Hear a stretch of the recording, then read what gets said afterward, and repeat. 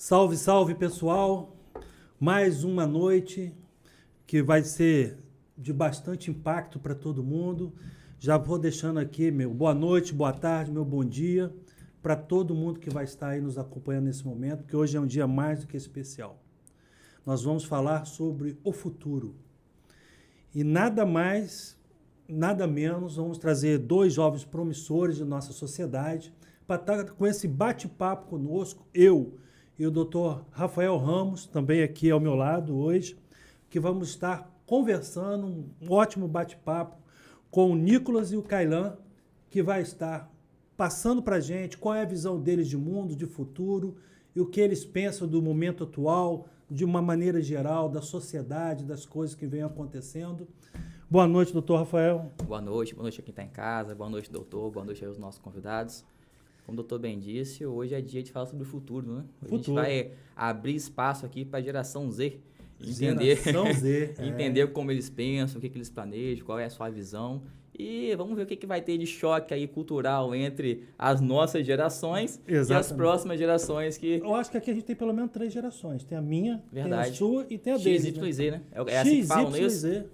Verdade. Então vamos ver o que vai sair desse bate-papo. A minha tinha que ser R, de raiz. R e N de Nutella, então, essa é a nova, né? Eu vou trocar esses Pode códigos começar todos, a separar assim, é verdade. O brasileiro dá nome a tudo. Então, Kailan, se apresenta, fala pra gente seu nome, da onde você é, sua escola. Deixa o pessoal de casa te conhecer. Deixa o pessoal te conhecer, fica à vontade. Então, me chamo Kailan, tenho 18 anos, sou de Campos Goytacazes, mais especificamente de Guarulhos. Estudo no João Pessoa, colégio estadual, aqui perto aqui também. E acho que é isso, né? Por enquanto, tem mais filhos, cara? Tem mais irmãos? Não, filho único. Solteiro? Solteiro. É mesmo? Solteiro. Até quando, né? e você não tem mais irmãos, não? Filho único? Filho único. Filho Filho único. único. Pai e mãe vivos? Vivos, casados. Casados? Poxa, que legal, legal. Uma vida tranquila, né? Filho único. É sempre bom, Pacata. Né? Torce pra qual time? Botafoguense. Vamos mudar de assunto, então. Vamos mudar de assunto. Nicolas. Fala pra gente. Eu sou Nicolas, tenho 17 anos, natural aqui de Campos. Sou aqui do IPESC, pertinho. Tenho outro irmão, sou vascaíno também. Meu Deus do céu. As coisas estão piorando, você Tá percebeu? vendo? Vascaíno, fala. Eu sempre estudei em escola particular, estudei quase minha vida toda no Estado Campista. No último ano eu troquei pro Colégio Asa, né, que abriu ali na Beto Torres. Uhum. E esse ano eu foquei muito no vestibular, né? Estou esperando agora o resultado do Enem. Fiz a prova lá da Universidade de Brasília também, focando no vestibular. Trabalhando muito, né? Vocês são muito bem elogiados pelos diretores da faculdade de vocês, né? Da escola. Da escola de vocês. Pretende fazer faculdade? Né?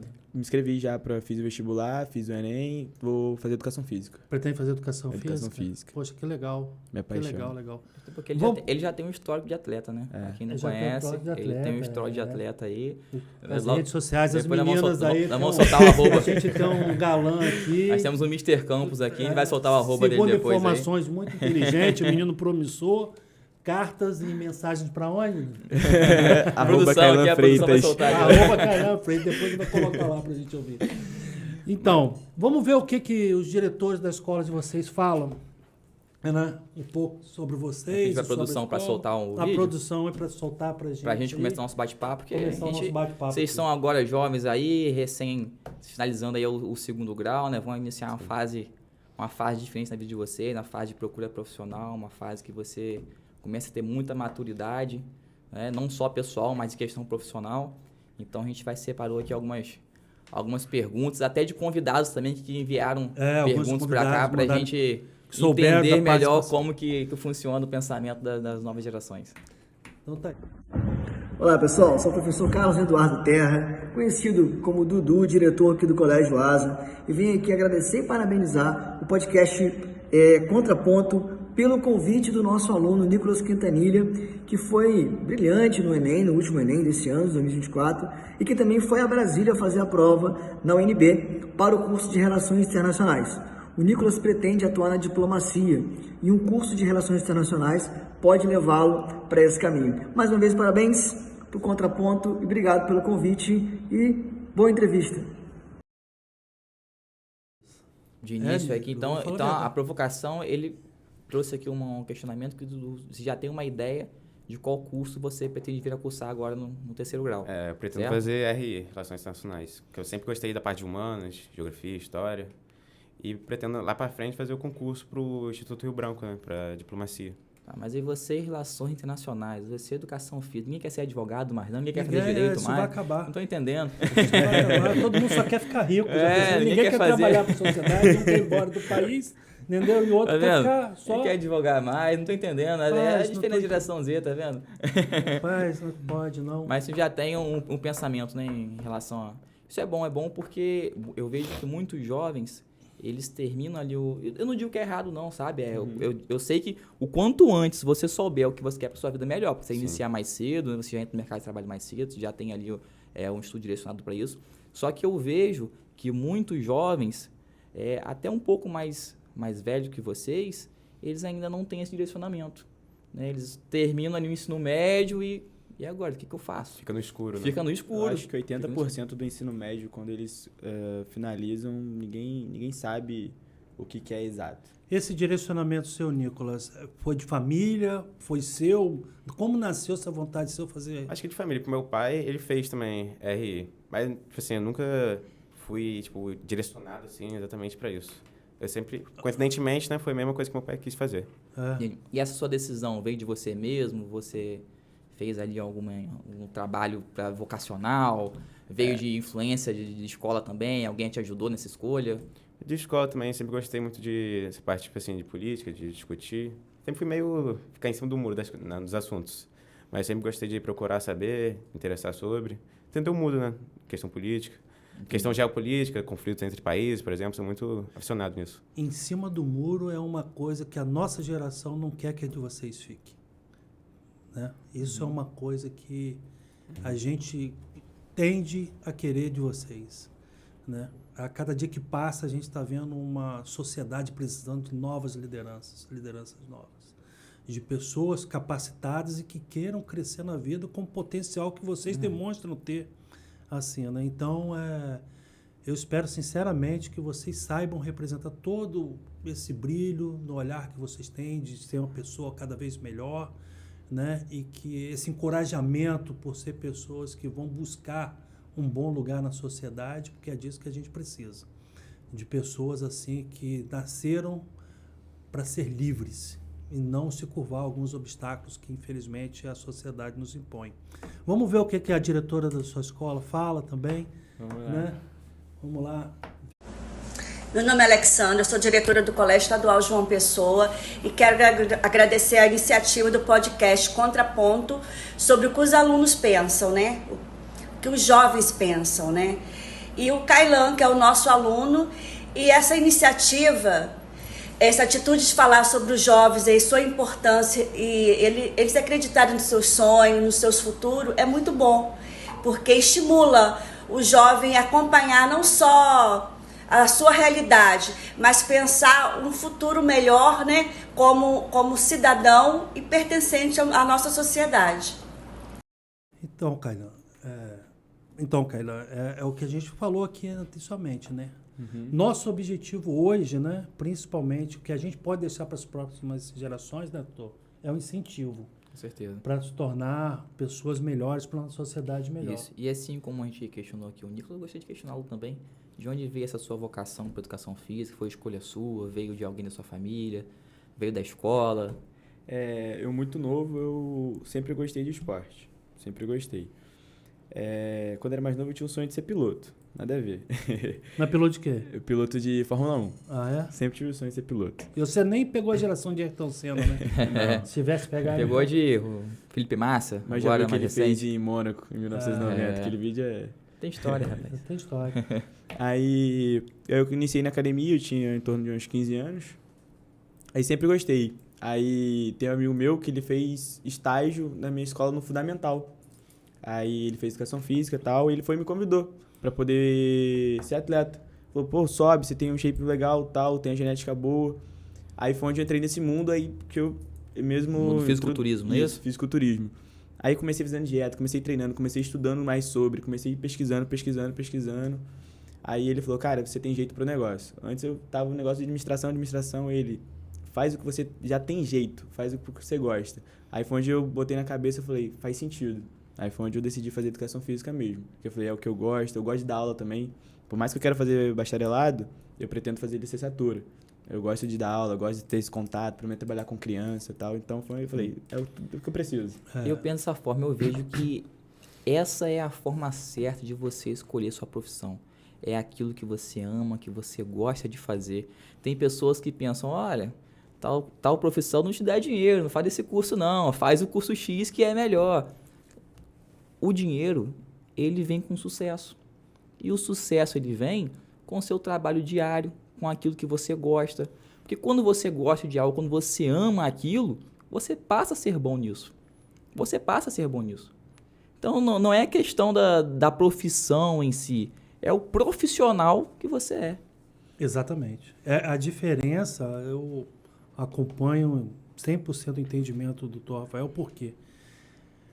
Os dias hoje estão cada vez mais conturbados, né? As pessoas são sempre muito... A gente tem um quadro muito grande de pessoas com depressão, né? Com suicídio. A gente nunca teve tantos índices de suicídio aumentando. Você imagina você trabalhar em uma coisa que você não gosta. Acordar todos os dias.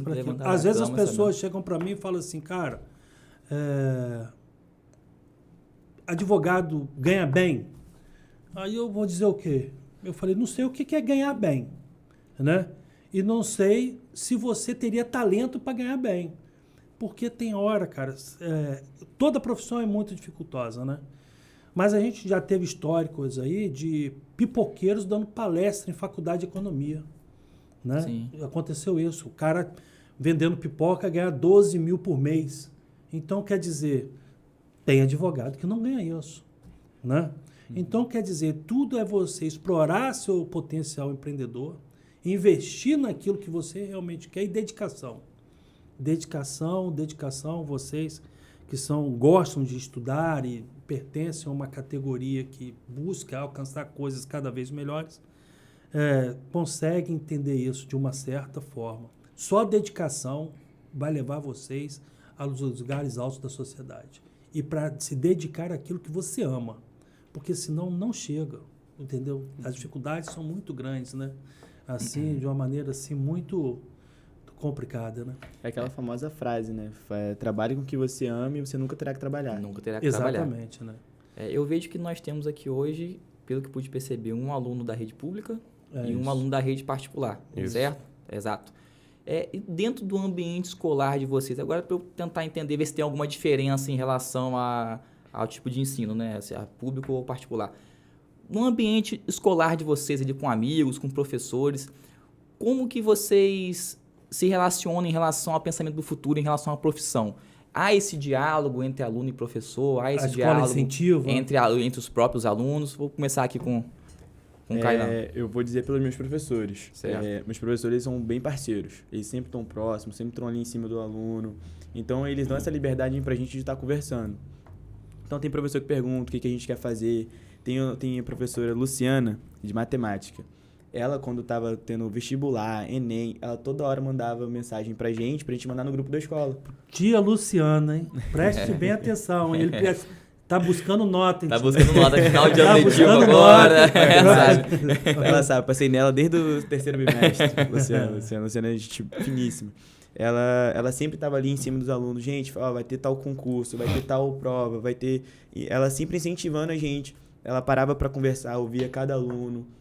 Não só ela, como todos os outros professores. Eles sempre deram esse suporte interessante. Mas também aquela questão. O aluno tem que querer, ela tem que ver que o aluno também está interessado. Tem que buscar. Isso aí. E nos demais alunos de classe, seus colegas de classe? Você percebe esse interesse neles também? Ou são mais deixados? Bastante. Na minha classe em si, eu posso dizer que 95% deles são todos muito empenhados, todos sabem bem o que quer. Bem o que quer. Mas eu acho que isso também vem muito do incentivo da própria instituição de ensino, né?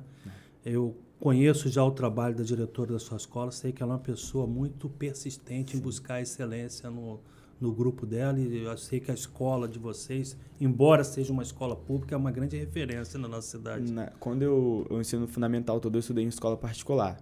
Quando eu saí para o ensino médio, eu falei, não, quero fazer uma escola pública, até por mais questões de depois sair da escola pública para uma faculdade, conseguir bolsa, essas coisas são mais fáceis. Eu fui pesquisar. E a pontuação do João Pessoa na cidade, na região, ela é muito boa. É uma escola considerada alta. Bons professores também, uma administração muito boa. Muito boa. E você também, cara? Fala para mim, como é que é o seu relacionamento lá na escola? Os professores também incentivam? Eu acho que é muito parecido com o do Kailan, nesse caso. Os professores sempre acompanham, ficam falando, tipo assim, tal vestibular abriu pra se inscrever. Aí lá me inscrevi. Sempre teve esse acompanhamento certinho. Porque também parece a questão de recursos, né? Pelo menos assim, o Estado tem mais dificuldade para recursos, para equipamentos, para poder produzir, né? Quer dizer, vocês, o pessoal das escolas particulares acabam tendo um aparato maior em relação a isso, desse né? suporte. Isso. Vamos ver uma pergunta de um dos convidados aí. Vamos ver o que ele pode estar falando para a gente aí em relação que eles podem estar questionando de vocês, né? O que eles gostariam de saber de vocês. Vamos dar uma olhada ali. Prazer. Eu sou a doutora Juliana Magalhães. Primeiramente, eu gostaria de parabenizar a iniciativa dos meus amigos de profissão, Dr. Glaidemir Rezende, Dr. Rafael Ramos. Quero cumprimentar os jovens que aceitaram o desafio hoje de participar desse podcast, né? O Contraponto Podcast, que está sendo um sucesso. Então, meus cumprimentos ao Kailan e Nicolas. Então, eu tenho uma pergunta para vocês. Diante dos desafios que nós estamos vivendo, diante das mudanças na sociedade que estão ocorrendo numa velocidade assim tão rápida, né? Como vocês veem, o que vocês podem falar sobre o empoderamento feminino? Como os jovens de hoje em dia lidam com esse empoderamento feminino? Fica aí a minha pergunta e esse questionamento é para os dois. Muito obrigada, um grande beijo. Não. Doutora, muito competente, doutora lá, advogada lá de Itaperuna, uma colega nossa também. Então, é isso aí. Qual é os pontos que a gente analisa aí? A liberdade de expressão da mulher, né? Muitos deles falando meu corpo, minha vida, minhas decisões, né? Por isso que tem esse empoderamento. E outros que questionam, por outro lado, chamado contraponto, né? Que fala que a saída da mulher nessa liberdade acabou, de certa forma, deixando uma lacuna da sua função familiar que o homem não conseguiu cobrir. E, de certa forma, os filhos criados nessa tipo de relacionamento, onde as crianças acabaram sendo criadas por avós, empregadas domésticas, passaram a ser criados por outros e não pelo pai e mãe, pelos compromissos e as vontades de estarem saindo, acabaram tendo uma educação muito abaixo do que se deveria. Então, partindo desses dois princípios, eu gostaria que vocês conversassem um pouco comigo sobre essa questão. Podemos começar por você, Nicolas. O que você tem a dizer, essa questão de empoderamento? O que você acha? O que você fala? Então, na sua época, mas até antigamente... Chamou-se de velho. Não, percebeu isso, né? Quase ninguém percebeu isso. Lá no século passado. O homem, tipo, ele que trazia o sustento para casa, né? Ele que trabalhava e a mulher ficava em casa cuidando dos filhos. Sim. Aí quando houve, tipo, começou a ter a questão de discussão de direitos humanos, esse papo, a mulher saiu de casa para trabalhar e ainda tinha que cuidar dos filhos, né? A dupla jornada. Uma dupla jornada. Foi até o tema do Enem, né? Que foi isso. E nesse processo aí, os filhos ficam à margem, né? Os filhos não têm cuidado, a mulher fica sobrecarregada. Aí começa a ter um conflito dentro de casa, nessa questão. E você acha que é válido todo esse empoderamento? Você acha que é o caminho? Ou você acha que tem que ter uma dosimetria? Ou você acha que tem que ir com calma? Como que você analisa esse fato? Você preferiria... Eu vou te fazer uma pergunta melhor. Você teria uma esposa que você preferia que ela atuasse mais fora de casa ou mais dentro de casa na criação dos filhos? Gostaria que, tipo assim, houvesse, tipo assim, por exemplo, ela trabalha mais que eu. Então, logo, eu tenho que ficar em casa e fazer as tarefas de casa, né? Dividir o homem, dividir as tarefas. As tarefas, junto com o moleque, de uma forma de equidade. Uma igualdade entre homem e mulher, essa questão. Também dentro de casa, né? Dentro de casa. É porque o os homem filhos. deixa muito a desejar em relação a isso, né? Isso é uma coisa que nós, homens, não grande, a grande minoria, né? A gente pode dizer ao contrário. A grande minoria é que faz esse tipo de trabalho, de saber compensar a mulher no seu trabalho de casa, valorizando o trabalho de casa e principalmente contribuindo, né? Para poder ter um acompanhamento melhor. Como é que você acha, Nico? O que você tem para me dizer? Foi como um pouco do que o Nicolas falou, né? A mulher desde... Não copia, não? Não. A mulher desde o início, ela sempre teve essa função de educar e criar os filhos. Mas com essas questões de evolução, tal, empoderamento, eu vejo que a mulher na sociedade, ela tem um papel que... Ela tem uma visão que o homem não tem. Vamos dizer, mulheres em alto cargo de decisões importantes, ela olha de uma maneira que o homem não olha. Então, eu não diria que a mulher tem que estar em um lugar ou em outro. Eu acho que ela deveria saber onde está, igual um homem. Eu acho que não é um ou outro, e sim um complementa o outro. E em casa, eu acredito que a mulher tem um papel que o homem não consegue suprir. Fato. Eu acho que a criação dos filhos, o amor de mãe... é algo que um homem não consegue suprir de jeito nenhum. Então, na minha percepção, eu acredito que deve haver sim um equilíbrio entre um e outro. Tanto ela está em casa quanto ela está fora de casa. Porque acho que numa sociedade por um todo ela consegue trazer muitos benefícios, tanto em um quanto outro. Porque eu acredito que uma criança que cresce sem essa atenção, sem esse todo apoio da mãe, pode acabar sendo que haja algumas outros problemas por não ter tanto essa atenção, ter tanto essa Um acompanhamento familiar, materno ali isso. próximo. Isso. Eu vejo que há um ponto fortíssimo nessa nova geração. Eles saberão lidar com questões como essa de forma muito melhor do que as gerações passadas. Do que a minha, por exemplo. Exatamente. A minha geração era muito machista, né? Ainda, porque ela não acabou, ainda está aí. Né? Eu acho vem que trazendo do dinossauro. Esse machismo que era na sua geração, ele de certa forma chegou, hoje em dia sim, ainda chega nas gerações atuais. Sim, Só que isso vem se diminuindo, isso Sim, vem verdade. acabando. Então eu vejo que as novas gerações, elas já têm ali um pensamento mais desenvolvido em relação a isso, eles já têm uma prática de relacionamento dos próprios casais mais jovens, dos adolescentes que já estão também iniciando de questão de namoro, já existe essa equidade, já existe um tratamento diferenciado.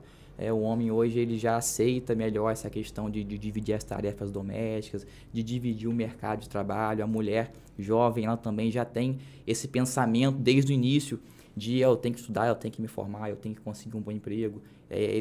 Coisa que antigamente você não via, né? Muitas vezes a mulher jovem, ela pensava, eu tenho que casar, será que eu vou ter quantos filhos? É um pensamento totalmente diferente. Hoje o pensamento delas é como o nosso, né? É trabalhar, é ter uma profissão, é ter um cargo de liderança, sabe? Então eu vejo que essa nova geração, ela tem esse ponto fortíssimo que é muito mais desenvolvido que as gerações passadas. Na prática, algum de vocês sabe cozinhar? Eu sei. Você Eu sei sabe cozinhar.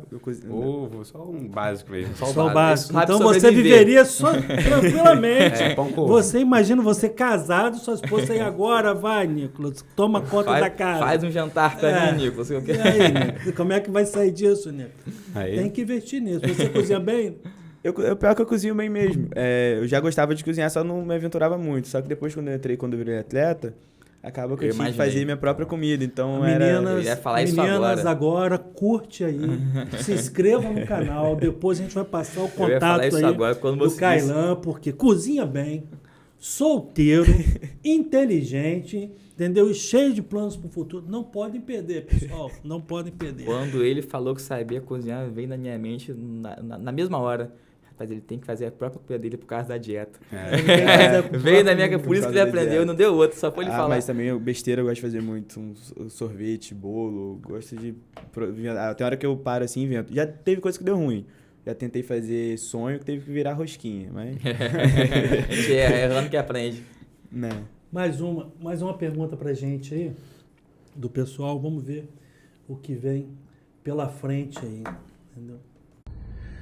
Olá, meu nome é Marlon Guido e eu quero dirigir a pergunta aí ao irmão, depois de parabenizá-lo pelas performances de ambos os alunos aí e parabenizar também pela iniciativa do podcast aí.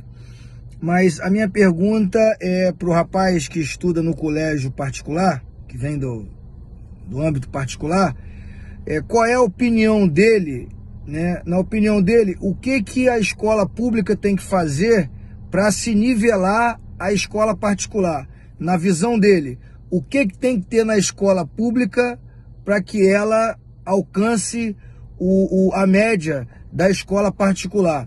A visão dele pode ser muito importante para a gente criar parâmetros para fazer com que isso aconteça. Um abraço aí, valeu! Direto para mim. Direto para você. O que você imagina, o que você acha com essas relações? O que você pensa que poderia fazer? Então, tipo, o Kailan poderia responder melhor porque ele frequentou os dois, né? Isso, mas ele vai complementar também. Sim. O que eu vejo, por exemplo, na época do meu pai, ele estudou no liceu e era uma escola muito boa na época. Mas só que com os governos, né, que vieram aqui no estado, começou a decair muito, né, a educação privada, não, pública. Uhum. Aí a privada cresceu. Aí o que eu acredito é que falta esse incentivo do aluno. Do professor. Do professor, né? Porque o professor é mais que até o material em si, né? O professor te instigar, passar exercício de raciocínio lógico, xadrez, por exemplo, que tem lá até na minha escola, que eu gosto. Xadrez, aula didática, né? É que essa falta de incentivo ao professor. Do professor, que você chega, por exemplo, você conversa com uma pessoa de escola pública, alguns, né? Minoria. Você vê que ele não tem visão de futuro. Ele não pensa isso. Formando ali no ensino médio, não quer procurar uma graduação, só quer trabalhar e ficar nessa mesmo. O seu próprio sustento, né? Uma mudança de estrutura, uma mudança da forma como é ensinado. Até culpa do governo, né? Dos governos que vieram passando. É uma questão complicada, né? Porque realmente, né? Eu me lembro, na minha época, quando foi lançado o CIEP, com um grande educador chamado Darcy Ribeiro. Brizola também? Lá no governo Brizola. E o CIEP foi apontado, se eu não me engano, no Japão, me corrija se eu estiver errado, como uma das melhores metodologias de ensino preparado. E com o passar dos governos, acabou sendo sucateado. Uhum. Né? Então, falta uma política pública de educação, realmente. Né? E o investimento no professor. Né? Não tem como comparar um salário-aula de um professor do Estado com o do professor particular. Esse é uma grande defasagem, um grande problema. Né? As turmas extremamente cheias, superlotadas. Então, esse olhar mais direcionado, você ter uma turma lá numa escola particular, quantos alunos tem na sua turma, por exemplo? Uns 25, 20? Tem 14 só. Então, olha um professor particular dando aula para 14, 15 alunos de terceiro grau. Sua turma tem quantos? Na chamada tem 42. Mas tem mais de uma turma de terceiro? São 6 turmas, só de manhã. Olha só, o professor dá conta disso daí. Muita gente e o professor não tem o incentivo, né? Não tem o material. Não tem o material direito, né? Não tem o salário adequado. Agora, o salário adequado. Sabe o que é curioso? Vocês agora estão caminhando aí para iniciar uma faculdade, né? O terceiro grau. Vocês buscariam, tá fazendo o Enem, uma faculdade pública ou uma faculdade particular? Pública. Por que isso acontece? Porque no nível ali fundamental, no nível básico, ensino médio, você vê uma diferença gigantesca, olha o que é curioso, gigantesca no ensino que se pratica na escola particular para a escola pública. Porém, quando a gente fala do terceiro grau, as posições se invertem. Né? No terceiro grau, aí já muda. As pessoas já procuram a universidade pública, porque a universidade pública, comprovadamente, tem um ensino melhor, um ensino superior do que uma universidade particular. Então, isso que nos chama a atenção. A gente percebe que no nosso país hoje se gasta quase 4 vezes mais com o ensino superior público do que com o ensino básico público, certo? Então você vê um investimento muito alto voltado ali para as universidades e as escolas ficam de lado. E eu percebo que essa situação causa uma desigualdade no nosso país. Causa uma A desigualdade. educação deveria começar pela base, né? Começar pela base. Para a pessoa chegar até a faculdade, ela tem que entender qual a importância da faculdade. Ela tem que entender o porquê da faculdade. E se na base não é trabalhado isso, e ela vê que é aquela forma ali, talvez um pouco desordenada, talvez os alunos não tem ninguém pressionando os alunos, eles vão chegar no ensino médio, como o Nicolas falou, eu vou sair daqui e vou trabalhar. Não tem por que fazer faculdade. Ninguém me estimulou até aqui. Eu vim até aqui porque eu precisava do ensino médio. Talvez pai e mãe ficou ali em cima pressionando. Então, acho que esse investimento todo deveria também, acho que... Tem que se igualar. Igualar, né? Entre os diferentes tipos de ensino. Isso. Até porque, se o aluno particular, ele tem ali um ensino básico superior, ali, melhor do que o aluno da rede pública, quando esses dois alunos se confrontam ali entre as vagas das universidades públicas, essas vagas tendem a ficar com alunos de escola particular. Porque exatamente. estudaram mais, tiveram melhores condições de estudo. Exatamente. E percebe como que é o problema que a gente encontra? Então, aquele aluno que pagou a escola particular, que em tese teria o poder financeiro para poder pagar uma universidade particular, ele acaba ficando com a vaga do público. E o aluno da escola pública, que em tese, né, em regra, aí deveria ser com menor aquisição financeira, ele acaba tendo que pagar uma particular, porque não conseguiu a vaga na pública, já que ele tinha um ensino um pouco mais baixo, né? E gera essa desigualdade. Acaba que o rico acaba tendo acesso às melhores universidades, melhores cursos. Entra só o contraponto, que também tem, por exemplo, que foi o meu caso, a questão da pública também por questão de cota, bolsa. De cota. Mas aí depende muito do aluno. Sim. Entendeu? Por exemplo, o aluno dele tem que querer. Se ele depender só do estudo ali de sala de aula, claro que ele vai deixar a desejar, mas aí o aluno tem que correr atrás. Existem algumas formas de tentar igualar isso, né? O Estado, ele dá ali algumas cotas para alunos de rede pública, né? Tem também cotas raciais também. Olhando pelo ponto do Nicolas agora falando sobre tipo, o que a escola pública deveria ter para poder se igualar à escola particular, pela minha escola eu não tenho muito o que dizer não, porque os professores eles são muito bem empenhados. Muito bem empenhado. O corpo ali de diretores, de todo mundo ali, eles são muito bem empenhados e se esforçam bastante. Mas o que eu sinto um pouco de falta, que às vezes na escola particular tem muito, é alguém em cima do aluno. Como assim? Porque o professor, querendo ou não, ele tá ali para passar informação, tá ali para educar. Mas falta alguém, outra pessoa, outro cargo talvez, para poder estar ali em cima do aluno, procurando saber o que o aluno quer, incentivando mais o aluno, alguém específico para exercer essa função, entendeu? Esse ano foi até interessante lá na escola, que na escola a gente teve psicólogo durante um período do ano inteiro. Do ano inteiro não, foi acho que metade do ano para cá. Aí ele atendia todo mundo, tal, fazia todo esse trabalho. Importante isso. Importante, eu acredito que ajudou bastante, porque ele não tinha vaga dentro da escola. Os alunos procuravam bastante. Eu acho... um diferencial. Sim. Uma coisa também que acaba limitando a escola pública é os professores não terem tanta autonomia. Porque eles acabam dependendo do Estado, acabam dependendo dos diretores, e os diretores dependem do Estado. Então, para fazer certa coisa, depende de verba. Demora. Na escola particular, as coisas acontecem muito mais rápido. né? Isso. Né? Às vezes, por exemplo, lá na escola, a diretora quer fazer uma viagem, quer levar os alunos para algum lugar, depende da liberação de verba do Estado. Então, se era um negócio para um mês, acaba virando para 2 meses. A escola particular, as coisas rodam muito mais rápido. Muito mais né? rápido. Muito mais Fica a competição até cruel, né? Para o suporte, né? Por exemplo, teve a Sala Maker também, que eu comentei com vocês aqui, que a gente chegou a produzir um podcast lá. Tinha a sala com uma infraestrutura muito boa, computadores para os alunos, toda a estrutura, assim, surreal que tinha lá, o que tem lá.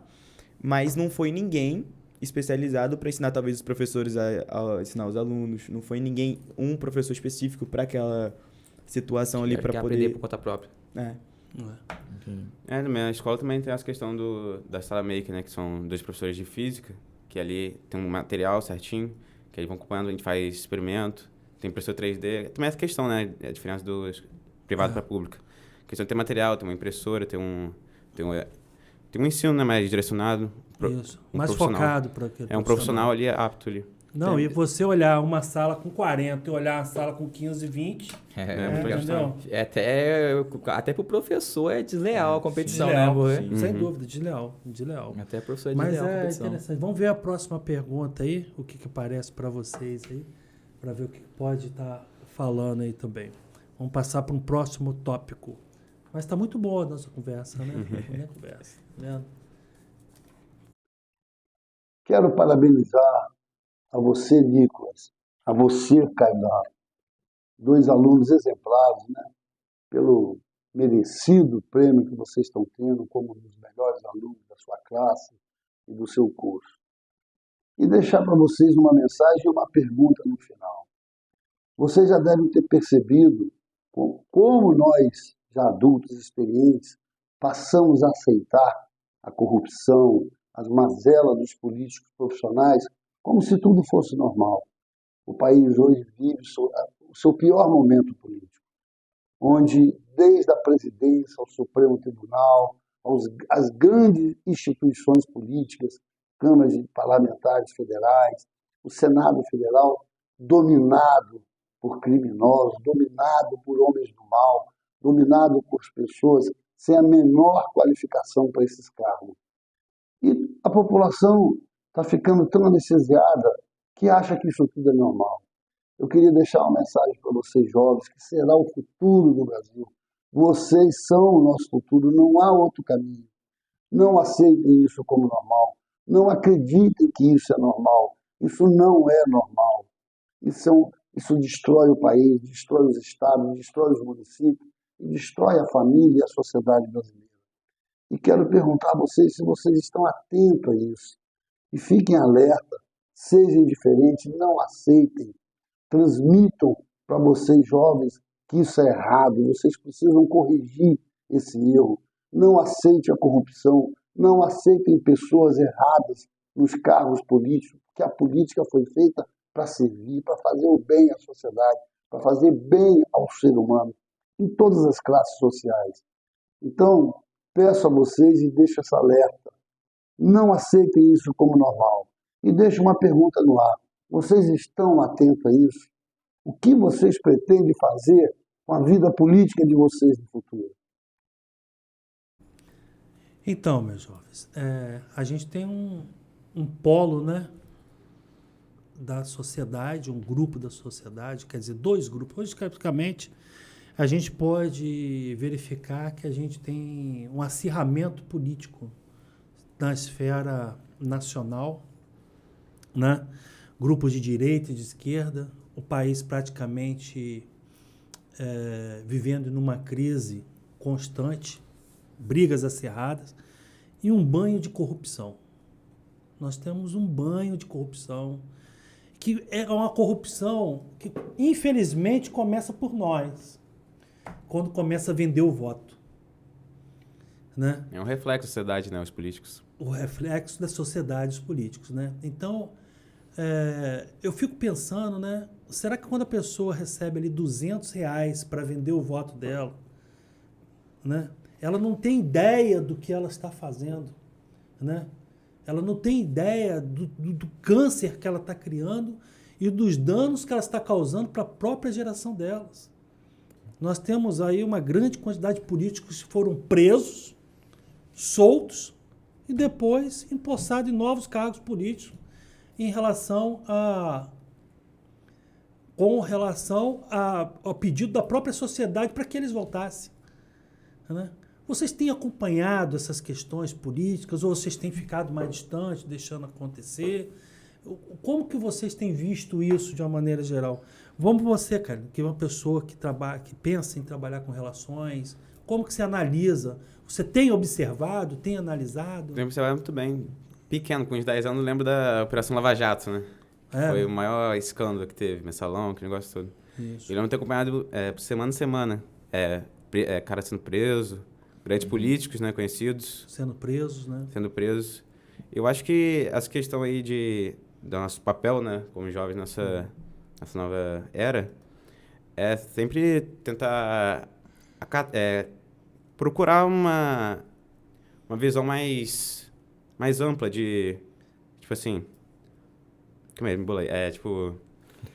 Procurar... Ter uma visão maior sobre a sociedade e os efeitos que uma venda de voto, por exemplo, pode ocasionar. Tirar aquela ideia também de rouba mais faz também. Isso, importante, Exatamente. muito bem Tirar colocado. É o poder de escolha, né? Vocês terão, a partir dos 16 ali, acaba sendo optativo. Você já 18 vota? passa a ser obrigatório. Já vota? Já votou alguma vez? A primeira Já chegou a vez? votar, né? Isso. É isso? Então, o poder de decisão fica na mão de vocês a partir de agora também. Então, vai muito disso. Na escolha do voto, é sempre importante estar... O próximo 2024 agora, nós temos eleições municipais, certo? Então, já é importante desde o âmbito municipal da nossa cidade, que é o primeiro contato que a gente tem com os políticos mais próximos de nós, já inicia ali aquele período em que vocês começam a ter uma certa atuação. Eu lembro que na minha época existia até o Grêmio Estudantil, eu também me formei no liceu, que foi a escola do seu pai. Isso. E lá existia um Grêmio Estudantil. E quando existia o período, é anual, né, a votação. Mas a eleição do Grêmio era quase que festa na escola, porque todo mundo queria, formava chapa ali. Eu era o meu primeiro contato com essa questão política, assim, né, no âmbito escolar, você ter que pedir voto, ter que conversar, convencer alguém.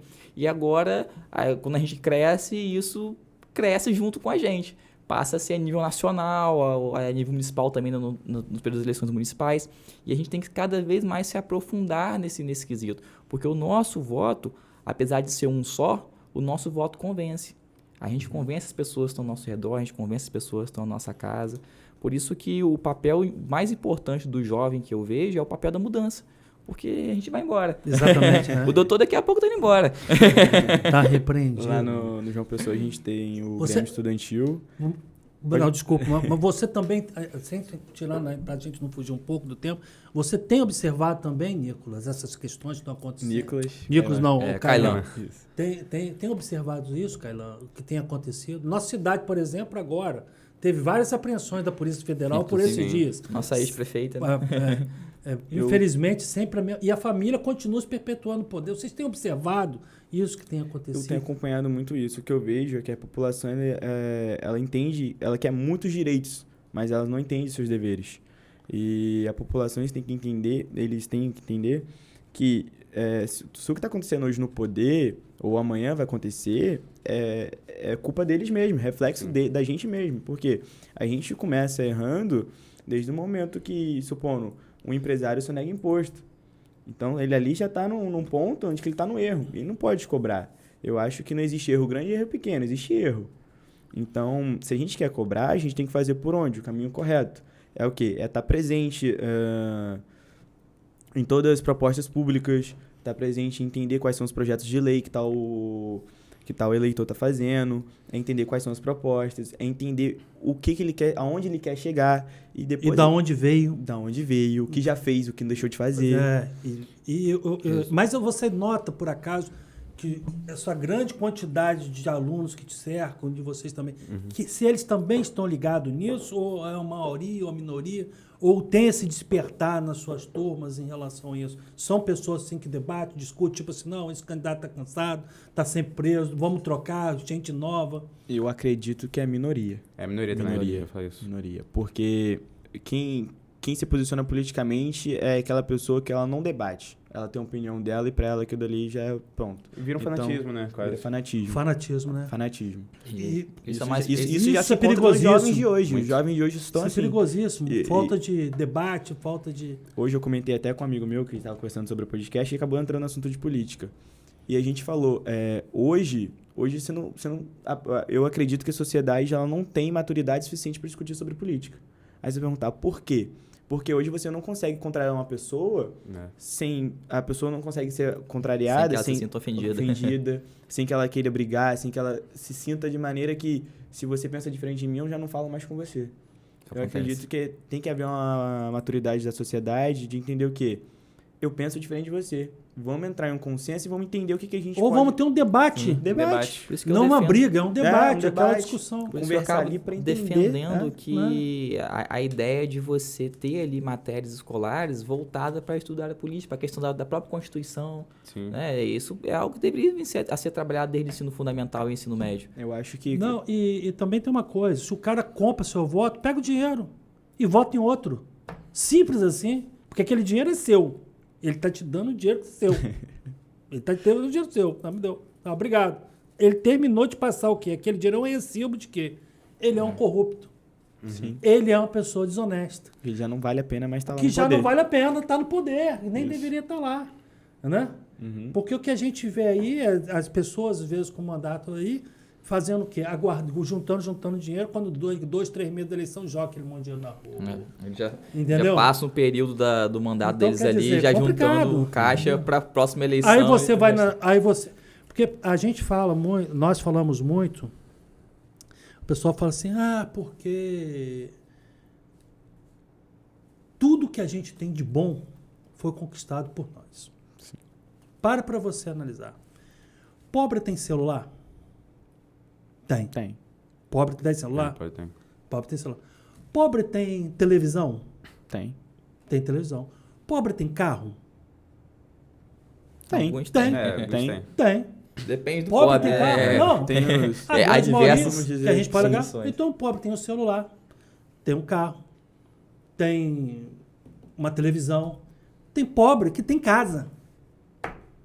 Aí eu te pergunto, o pobre tem uma saúde adequada? Não. Não. Ele vai no hospital bem servido? Não. Nada. Não. Ele tem segurança para sair em casa, na rua? Não tem. A maioria dos pobres mora em lugares... Tem de segurança pra risco. sair? Não. Não, ele não tem. Aí eu te pergunto, quem deu o celular a ele? Foi ele mesmo, O com trabalho. o fruto do trabalho dele, Sim. entendeu? E quem deu o hospital que ele chega lá e que não é atendido? O político, que deu os R$200 a ele. Já está pago. Ele vai cobrar o quê? Entendeu? Por isso que eu penso que uma sociedade rica, né, é aquela em que os bens coletivos você consegue fazer bom uso deles. O que eu quero dizer com isso? Quando você tem um bom hospital, uma saúde pública boa, você passa a ter, dentro da coletividade, até para as pessoas que têm o poder aquisitivo particular, você não precisa mais ter um plano de saúde, você já economiza com aquilo. Toda a sua coletividade ali, ela passa a ter uma boa saúde, porque você tem um bom Exatamente. atendimento. Quando você tem um transporte público bom, tá ótimo, porque você às vezes nem precisa nem ter um carro, porque você tem um transporte público bom. Você pode deixar seu carro na garagem e ir para o seu trabalho de ônibus, porque funciona, porque é confortável. Quando você tem aí uma segurança pública boa, melhor ainda. Você não perde o seu bem, você anda com mais, você tem melhor condição de vida, melhor qualidade de vida. Então, os países mais desenvolvidos hoje, o diferencial deles é exatamente isso. Eles têm uma segurança boa, eles têm uma saúde boa, eles têm um transporte público, eles têm ali, os bens coletivos são bons. De qualidade. De qualidade. Aí E é volta o que aquela falta questão no nosso lá país. que a gente conversou sobre investir na base. Porque se a maioria chega no ensino médio e desiste de estudar, eles não têm uma educação suficiente para definir quem vai estar no poder. Não tem. Então, Aí entra a alienação. Exatamente. alienação. Então, cara, mas presta bem atenção. Aí a gente vai achar que os antigos, que não tiveram estudo nenhum, se tornaram corruptos. Não. Também tem uma questão da índole da pessoa. Sim. A índole da pessoa tem que pesar. Não é porque a pessoa fez faculdade ou estudou em boas escolas que ele passou honesto, porque também tem desonesto pela faculdade. Sim. Tem pessoas desonestas com curso superior, pós-graduação e mestrado. O problema é que a gente observa muitas vezes que se um candidato chega para você, por exemplo, ao invés de você perguntar o que você fez, você pergunta o quê? O que você vai me dar? A cobrança é diferente, né? A cobrança, cobrança não é no é trabalho diferente. dele, a cobrança no seu O que benefício. você vai me dar? Aí, o que você está precisando? Eu estou precisando de 500 tijolos. Entra individualismo, né? Entendeu? Então, a pessoa não pensa na individualidade. Que ele pega os 500 tijolos, porque ele vai entender, mas vota em outro. Mas quando eu falei da educação, eu nem olhei para esse ponto. Eu olhei pelo ponto de que Da educação cultural. a pessoa ter essa consciência que a gente tem. De que que tudo que acontece com a gente foi culpa da gente mesmo de ter colocado ele lá. De ter entender o quê? Eu vejo isso muito em jovens. É aquele, por exemplo, como eu falei, ele tá ali, para ele aquela opinião não importa. Aí, às vezes, tem as notícias, ele não procura saber se aquela notícia é real, ele não procura saber Chamada se... fake news, né? Fake news. Ele não procura saber o fundamento de toda aquela matéria que tá acontecendo ali. Ah, mas tal fulano vai fazer isso na política dele. Mas você chegou lá e foi pesquisar para saber se é verdade? Você foi lá e ver o histórico. Esse político aqui Quem já é governou esse cara? outras vezes. Mas o que ele fez nas outras políticas? Puxa o histórico, puxa o fundamento. Não, e detalhe, né? Hoje em dia, as melhores administrações públicas que estão correndo no país não são de políticos de carreira, e sim de empresários. Sim. Os empresários estão tomando... As melhores administrações não estão vendo daquele que era político de carreira. Eram pessoas que a sociedade entendeu, vou botar um empresário, uma pessoa que Empreendedores, entenda. né? Um empreendedor. Um gestor. Um gestor. O que a gente precisa são de gestores. Sim. Esse pessoal de carreira política... Cara, pelo amor de Deus... Porque Eu o não político, vou ele ser- entende de política. Os gestores, ele entende de gestão de pessoas. Eu acho que Gestão de pessoas recurso, né? é mais importante do que a pessoa saber fazer política. Eu acho que ela tem que entender qual é a necessidade das pessoas, o que as pessoas precisam, e não botar discussões em pautas que talvez não sejam viáveis agora. Exatamente. Como você vai ter um político administrando o seu país que ele nunca teve uma carteira de trabalho assinada? Para você analisar. Nunca pegou um ônibus lotado. Não precisa nem passar por sofrimento. Entendeu? Ele é político, nasceu no berço. O pai era político, o avô era político, ele virou político. Nunca teve uma carteira de trabalho assinada. Né? Então você analisa aquilo dali, como por exemplo, até não vou citar nomes, mas uma pessoa falou comigo engraçado. Tem uma família que ficou muitos anos no poder na administração da cidade de Campos.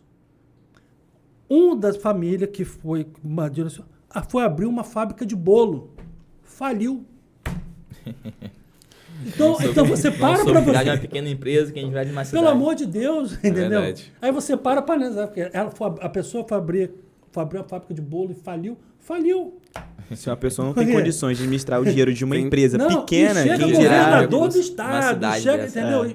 Aí você pensa, para você analisar o que o povo faz com o povo. Aí você vê ali, cara, não tem um transporte. Aí você vê aquelas vans lotadas, É com o muito pessoal sofrimento. agarrado, ali quase caindo para fora, aquela coisa ali. Você pensa assim, cara, dá tristeza. Sim. O cara terminar de trabalhar, Cansado, sair do tem que entrar, trabalho, né? pegar um dia de chuva, entrar no local que não tem Nossa condições, Senhora. chega em casa, na lama, bota o pé na lama, a luz do poste está apagada, entendeu? Chega em casa e mulher reclamando porque a professora da creche não foi trabalhar, a criança não pôde ir para a creche. Cara, o tumulto... Por quê? Porque ele ganhou R$200 no dia da eleição. Ele vai cobrar o quê, cara? Isso eu vejo também como uma herança colonial, né? Por ele ter sido uma colônia de Portugal, Portugal incentivou que os lusos, Boa, né, muito brasileiros boa. a ter que... Esse jeitinho brasileiro, né, que a gente chama. De roubar dos índios, matar... Levar vantagem. de Levar qualquer- vantagem de qualquer coisa, tudo levar vantagem, né? Lei de Gerson. A famosa lei de Gerson, né? Boa colocação. O brasileiro tem muito disso. Hoje, você faz um negócio com alguém, você desde novo você é incentivado. Não deixa que te passem a perna. Não deixa que porque a educação do brasileiro já feita está dessa voltada nisso. Portanto, o pessoal tem mania de muito ficar comparando. Mas lá fora funciona tal coisa, lá fora funciona Parece- isso, aquilo. Mas aqui- a educação Isso. do pessoal de lá. Olha como o pessoal de lá pensa. E olha como o brasileiro pensa. Você acha mesmo que talvez algo que dê certo lá fora vai dar certo aqui da mesma maneira? População. É porque parece que vivem todos no mesmo sistema, no sistema feudal, né? Naquele sistema ali. E as pessoas não querem enfrentar o sistema. As pessoas não querem É engessado. engessado, É entendeu? impressionante como a história ela se repete, né? Se você for estudar os nossos livros de história, você vê que funciona da mesma maneira, com um pouco mais de tecnologia. Um pouco mais De formas tecnologia. diferentes, mas é a mesma coisa, né? Mas aí que tá. Vocês são a geração que podem mudar. Entendeu? Não só você, a sua geração pode mudar. Entendeu? Os mais quantidade que tem de alunos lá e a quantidade que tem. Porque que é certeira. Vocês, para estarem aqui, alguém olhou para vocês e viu um talento de vocês. Certamente existe dezenas de outros talentos também em volta de vocês. Aí que entrou também o meu diretor, né? Que eu percebi lá que minha escola estava um pouco decadente. Ele me chamou, percebeu que eu e meu primo, que gosta de estudar. Aí chamou a gente ali porque ele tinha uma ideia nova, aquela cultura maker também, né, tem na sua escola. Essa ideia de ter um pouco mais do foco, né? Protagonismo para o aluno, Protagonismo para o aluno. para ter esse debate, para ter esses assuntos, é muito importante. Isso é importante. Esse tipo de discernimento é bom. E para, por exemplo, se vocês terem montado um podcast dentro da escola pública, esse incentivo. Então, a gente vê que graças ao esforço da direção de uma escola, que com todas as dificuldades tenta aguerridamente levantar a autoestima e dar perspectiva de vida para os alunos, é extremamente importante. Dentro desses projetos, eu vi professores querendo investir dinheiro do próprio bolso para poder fazer acontecer a ideia. Olha só, cara. Vi outros professores querendo continuar com a ideia. Dentro da sua escola. Dentro da minha escola. Essas atividades curriculares eu vejo que é uma forma que nós temos de adaptar e de inserir de uma maneira mais concisa na nossa educação, né? Porque o nosso modelo de educação, ela é o mesmo há muitos séculos passados. É aquele cara que senta ali na sala de aula com uma mesinha aqui parecida com essa, menor um pouco, aí tem ali o caderno, o quadro, o professor escreve, ele vai anotando, ou vai ditando e ele vai anotando. Então é uma forma que não muda. Não muda. Será que ninguém olha para isso? Sabe o que a gente entrou em pauta? Minha turma inteira entrou em pauta nisso. Eu que puxei o assunto. Eu sempre gosto de ficar trocando essa ideia com o pessoal, que é bom a gente ver como que o pessoal pensa. A gente para pensar, todo aluno ele estuda quase todas as matérias. Biologia, matemática, português, geografia. Mas talvez vai ter alunos ali que nunca vão usar Bhaskara. Nunca. Verdade. Nunca vão saber para que serve um floema, saber como é que funciona uma planta. Talvez não vão nem ter planta dentro de casa. Mas todos ali vão mexer com o dinheiro. Sim. E educação financeira não zero, nenhuma. Talvez sociologia ali, que aborda mais a questão do âmbito social, mas o aluno ele não consegue se desenvolver, talvez, na oratória. Talvez ele é um tímido, a escola deveria trabalhar essas questões. Sim. Porque eu acredito que pode ter um profissional excelente, muito bom, mas quem vai se destacar? O aluno do fundão que fala mais ou o aluno da frente que fica quietinho? Talvez o aluno do fundão, por mais que ele não saiba, mas como ele não tá nem aí, ele vai levantar a mão, vai querer responder, talvez, mesmo sem saber.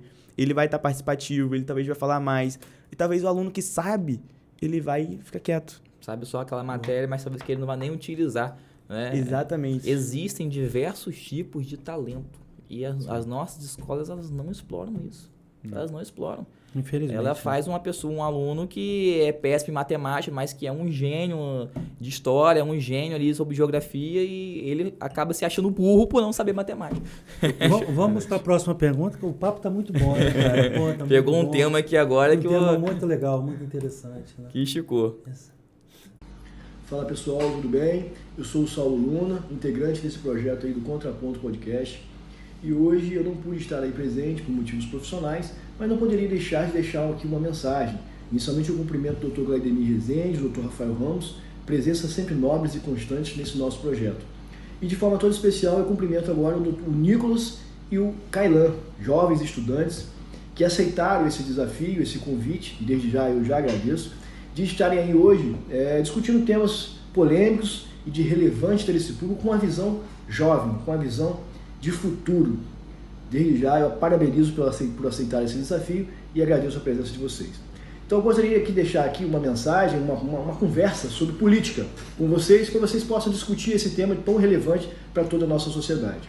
Nós sabemos que os jovens sempre estiveram na vanguarda das lutas democráticas por todo o mundo. Foi assim na década de 60, lá nos Estados Unidos, quando os jovens foram para as ruas lutar a favor do feminismo. Aqui na América Latina, em especial no Brasil, os jovens participaram de forma ativa no processo de redemocratização, quando conseguiram conquistar o voto para maiores de 16 anos, lá na Constituição de 88. Os jovens também estiveram presentes de forma toda participativa e ativa no processo de impeachment do ex-presidente Fernando Collor de Mello. Mas, infelizmente, a gente observa que de uns anos para cá, e isso é provado por estatísticas, que os jovens estão cada vez participando menos da política, seja de forma direta. A gente observa que nas casas legislativas cada vez é menor o número de mulheres e homens abaixo de 30 anos. E também de forma direta, né? De forma indireta, participando de forma ativamente, cobrando. E eu queria saber de vocês, com jovens, né, que são o futuro da nossa sociedade, o futuro da política do nosso país, o que vocês pensam da participação dos jovens na política? Qual a importância que vocês entendem dessa participação de forma direta ou de forma indireta, mas de forma ativa principalmente? E o que se deve a essa redução da participação dos jovens na política?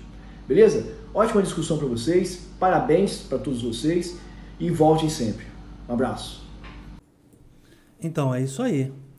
Isso é um É pouco isso aí. uma continuação do papo que a gente Esse é tava o tendo. Dr. Saulo Luna, o nosso sócio lá no escritório, também participante do projeto aqui, por questões profissionais ele não pôde estar presente hoje aqui, mas sempre muito bem pontuado. Por que vocês acham que tem tão poucos jovens na política? Embora os poucos que tem tenham se destacado muito, Verdade. né? Eu acho que isso, por exemplo, nessa época aí da ditadura, houve, tipo assim, o ambiente obrigou os jovens a ter que entrar na política, né? Por questões de liberdade, né? Eles não tinham. Aí eu acho que nos dias atuais, por ter, tipo, a gente ter chegado num nível que não tem mais problema de liberdade, as coisas tá demais, né? Tem liberdade. Liberdade está demais. O jovem entrou na zona de conforto. Ele não quis procurar sobre política, não quis entrar. Mas eu acredito que nesses momentos futuros, né? Muitas guerras estão tendo, questões climáticas que estão entrando à tona, a gente está sentindo na pele. Eu acho que o jovem vai entrar cada vez mais como protagonista nessa questão política. Também, como é que você acha? Eu concordo com ele, eu acredito que o jovem hoje, ele, como você falou, ele tem uma liberdade muito grande. Para ele tá tudo muito bom. Então, eu acredito que o conforto gera que ele não tenha tanto esforço em querer saber de política ou se interessar por política. Mas quando atinge um assunto que talvez os estimulem a querer saber mais ou que talvez atinjam diretamente em algum ponto deles, é onde eles vão querer começar a se interessar por política. Porque eu acredito que os jovens eles vão querer se interessar por política depois que estiverem dentro de uma faculdade, depois que estiverem dentro de um mercado de trabalho. Mas eu acredito que deveria ser estimulado muito antes disso. Muito antes. Sim, né? acaba ficando pendente de um amadurecimento, né? Você sai ali da escola, você não pensa muito sobre isso, não tem uma base que te faça pensar na questão política, mas depois que você começa a entrar no mercado de trabalho, começa a ter o âmbito da universidade, aí sim você tem aquele amadurecimento e você percebe como a política é importante, né? Platão dizia que se você não gosta de política, tudo bem, mas você vai ser governado por aqueles que gostam. E você percebe muito verdade, isso. né? Verdade. É a diferença que o jovem faz em relação à nossa sociedade, principalmente nesse ponto, porque eu noto que há uma espécie de cabresto, talvez, porque nós percebemos, como doutor, no início o senhor falou em relação a isso, que nós temos políticos que são presos, saem do cargo, passam tempo fora, mas eles voltam e são reeleitos. Eles conseguem se reeleger. Então, as figuras acabam se repetindo, né? Mas nós temos jovens políticos agora que vêm se destacando. Mas ainda assim é um espaço pequeno. É um espaço pequeno. Existe, então, um certo grupo, de certa forma, os partidos se organizam já de uma maneira e que eles permanecem com as mesmas pessoas no poder. Nós temos ali verbas partidárias, nós temos ali forma de fazer a política, de fazer a eleição, de fazer a campanha, e a forma como é feita é direcionada para certos candidatos. E com mais poder aquisitivo, com mais mídia em cima, eles acabam sendo reeleitos. Eu percebo que há essa dificuldade em iniciar um jovem político. Ele passa por essa dificuldade. Com o advento agora da internet, ficou mais fácil. Hoje alguém consegue pegar uma câmera ali, nós temos aí algumas, principalmente na parte de São Paulo, é muito forte isso. E vereadores, algum deles agora pode vir como prefeito de São Paulo, não vou citar nomes aqui, porque eu não quero dar engajamento para ninguém, até porque está bem longe da gente, mas que são eleitos pela internet. Às vezes sem recurso financeiro de partido, mas ele está na internet, ele acaba viralizando, faz um bom trabalho. Então, a forma que eu vejo hoje do jovem entrar na política, ou acaba vindo pela família, né? E que geralmente não mesmo, é bom negócio. que não é bom negócio. A gente precisa de pessoas novas, né? Sim. Ou acaba vindo por esses meios, utilizando a tecnologia. Eu acho que é um ponto importante que a nova geração vem explorando e que deve continuar sendo dessa forma. Eu acho que um dos pontos também que o jovem hoje ele acaba não se interessando por política, talvez seja até por esse medo talvez de um confronto, talvez com um amigo, talvez com alguém da família.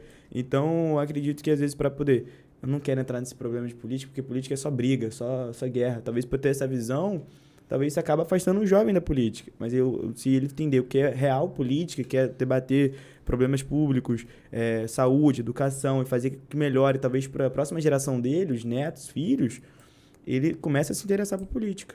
Mas eu noto também que, por exemplo, assim, o colega sabe quando tem um amigo que é bom em um determinado tipo de coisa. né? Ele pode ter um ciúminho, pode ter uma implicância, né? Pode até fazer uma campanhazinha contra, uma fofoquinha, mas ele sabe quando o cara é bom, né? Vocês já pensaram algumas vezes, passou pela cabeça, poxa, eu poderia ser prefeito, eu poderia ser... Chegaram já passagens na cabeça? Passou já na sua cabeça? Passou na minha cabeça e meus amigos todos falam isso. Fala, rapaz, você tem que ser vereador, você tem que ser político, porque querendo, gosta de falar com todo mundo, fala com todo mundo. Eles falam que você já tem um jeito de querer estar ali, participar das coisas, principalmente na escola. Na escola eu era representante de turma.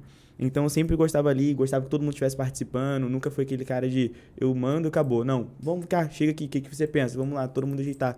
Então sempre tive esse negócio comigo, vira político, cara, você tem jeito e tal. O negócio é de boas intenções, de falador a gente tá cheio também. Você já passou na sua cabeça de um dia ser prefeito, vereador? Eu falo das palavras do Kailan, as minhas. Foi exatamente isso também. Eu sempre, fui intermédio entre as pessoas, por exemplo, um brigando com o outro. Sempre ia lá, ajudava a compor, né, a mediar os conflitos, né? Sempre tive essa habilidade. E sempre também fui muito bom de se relacionar com as pessoas. Ser uma pessoa muito agradável. Aí eu consegui sempre desenrolar. Muitas pessoas brigam comigo para ser político. Isso é importante. E com certeza é uma coisa que eu estimulo, quem sabe, né?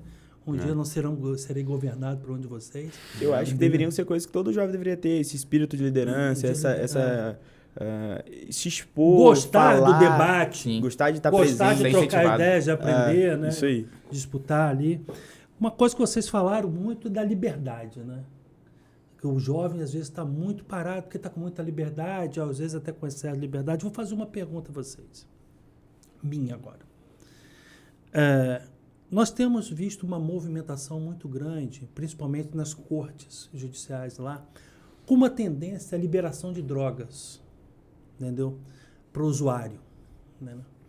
Eu queria saber de vocês o que vocês acham dessa tendência de liberação do porte, do transporte, do uso da maconha para os usuários, essa liberação das drogas que se tenta. Como que vocês veem? O que vocês acham? Se vocês são contra, se vocês são a favor, que cada um faz o que quer da vida, ou vocês são contra porque acham que a população ainda não está amadurecida para isso.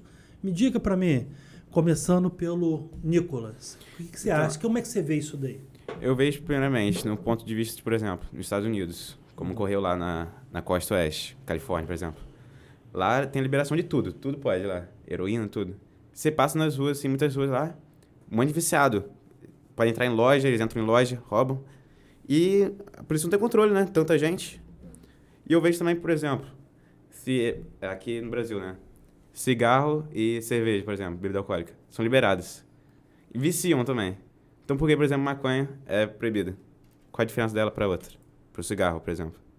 Então, para mim, ou você libera tudo, ou você proíbe tudo, porque uma ou outra você pode liberar ou não. Eu tenho essa visão. Então você pensa nisso. Mas hoje, se você fosse presidente, você liberaria ou não liberaria? Eu acho que eu não liberaria. Não liberaria. Teria uma política mais rígida em relação a drogas. Sim. Teria. Então, Caio, fala pra gente como que você pensa, como que você analisa. Foi até pauta, né, recentemente no STF sobre isso aí, descriminalização. Eu penso de uma maneira que o governo ele é responsável pela segurança da população, por toda a questão de saúde, de educação. E desde o momento que você libera algo que é autodestrutivo, destrutivo para o ser humano mesmo, eu acho que isso não deve ser liberado, porque eu não posso liberar algo que vai acabar com o ser humano. Mas aí sou eu mesmo que estou acabando comigo. Então, se fosse por isso, usar cinto, usar capacete não era obrigatório. Certo. Porque aí cada um faz o que quiser da vida, mas não é bem assim. Tá fazendo com ele mesmo, mas se algo acontecer com ele, o Estado, que somos nós, Sim. temos que cuidar dessa pessoa, porque causou um acidente, bebeu, causou um acidente. O Estado ele é obrigado a te dar a saúde. Mas então, aí, de certa forma, você está nos impactando. Aí o pessoal fala assim, mas álcool e cigarro é liberado. Mas aí tem que botar também o fator histórico, né? O fator histórico ali do álcool e cigarro. Eu acredito, eu sou uma pessoa que sou contra álcool e contra qualquer tipo de droga. Eu acredito que tudo que tira o ser humano... O ser humano em si, ele já faz besteira em sua consciência. Naturalmente. Até pra questão de maturidade, né? O ser humano, ele não consegue tomar já não toma decisões boas em sã consciência. Eu acredito que tudo que tira ele fora de si é algo que não deve ser interessante estar aberto assim na sociedade. Aí a pessoa fala, mas diminuição da criminalidade. Talvez se a gente começar por onde vende, em vez de quem tá usando, não é um ponto melhor? Porque, mas aí eu tô portando só 6 gramas, 5 gramas, eu não posso ser preso. Mas em vez de a gente liberar pra quem tá portando, porque a gente vai tirar um crime, mas só que não vai ser mais crime, mas pra poder conseguir vai estar cometendo outro crime, Sim. que é o tráfico de drogas. Exatamente. Então, acredito que o governo ele tem que olhar para um lado assim, não vou destruir minha população, porque isso é autodestrutivo, já foi comprovado, causa a longo prazo causa esquizofrenia, causa perda de atenção, demência. Isso falando só da maconha. Porque eu acredito que quando fala liberação Que é de drogas... das que mais se debatem, né? Natural. Aquele negócio, foi o que ele falou. Se vai liberar uma, vai liberar todas. Então, e as sintéticas, aquelas mais pesadas que acabam com a população de forma quase que imediata. Tem um poder de vício, de tornar a dependência mais então, forte. eu acredito que não deve ser liberado pela questão de saúde pública. Recentemente, nós fizemos até um episódio sobre isso, quando estava em pauta na questão do STF. Ele tá antenado, tá vendo? Deve ter assistido o nosso outro episódio. Ele tá antenado assim. E o engraçado é que eu vejo vocês falando e parece que é o nosso episódio, porque as ideias realmente, apesar de serem gerações diferentes, elas são as mesmas, né? O que acontece é o seguinte, né? O que eu penso. Você quer ter liberdade, você também tem que ter responsabilidade. Sim. Né? Quer ter liberdade? Tem que ter responsabilidade. Então, por exemplo, assim, a gente pega um cara que ele estava trabalhando, caiu de um andaime, foi parar no hospital. Aí ele chega lá e encontra um cara alcoolizado, deitado na única maca que tinha, tomando soro. Ou seja, aquele cara que fez a bobagem dele lá, ele tem que ser responsabilizado. Né? Uhum. Ele tem que terminar lá e falar assim, meu filho, aqui, ó, você estava bêbado, bateu com o carro, não bateu com o carro? Tá bom, já melhorou? Já tá bem? Já tomou todos os medicamentos? Já tá engessado? Tudinho direitinho? Algema no braço dele. Vamos lá. Pagar pela ambulância que usou, pagar pelo medicamento que tomou, pagar pelo leito que ficou dormindo, pelo quarto que ficou ocupado, pelo muro que quebrou. Tá tudo aí, meu amigo. Pagou a sua fiança, que é esse valor todo, você pode ir para casa. Enquanto isso, vai para cadeia. Porque a gente pode até ter liberdade, mas a gente tem que ter responsabilidade. E a gente também não pode ter nosso direito ferido pela irresponsabilidade dos outros. Né? Porque às vezes um cara trabalha a noite toda, ou então está em casa com a família, tem um infarto. Aí ele chega no hospital, tem lá um bando de drogado E não tem vaga para ele. E não tem vaga para ele. Entendeu? E depois o drogado sai por lá, vai beber mais. Né? Quantas vezes o pessoal vem em carnaval, bebe, usa lança-perfume, usa cocaína, tudo, fica lá no hospital, quase morrendo. Quando levanta, a primeira coisa que ele faz, qual é o próximo horário do trem, do trio elétrico? Entendeu? Ele quer ir atrás de novo. Então, quer dizer, como é que fica isso? Essa fatura não fecha. Entendeu? Então, quer dizer, tem que ter liberdade? Tem. Mas tem que ter responsabilidade pelos seus atos. Foi aquela questão que a gente também comentou, né? Só que eu comentei sobre os direitos e deveres. O pessoal quer direitos, mas não fazem os seus deveres. Sobre o que você falou, o cara tá ali. Ele quer usar mas eu que tô usando, eu tô me autodestruindo.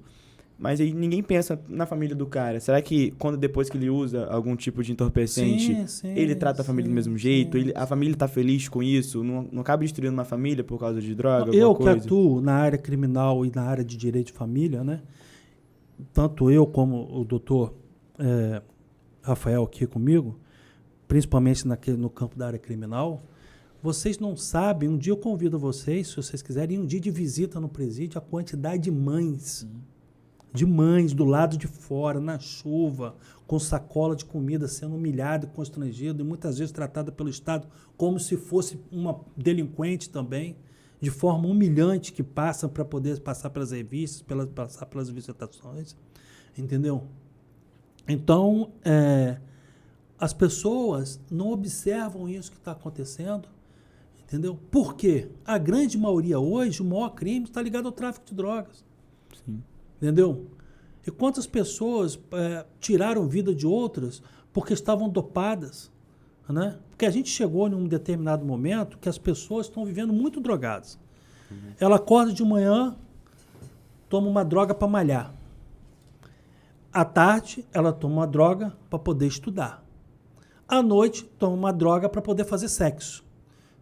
E no final de semana, toma uma droga para se divertir. E até pra dormir também, droga pra dormir. E no final disso tudo, ele toma uma droga para dormir. E o que mais acontece? Suicídios.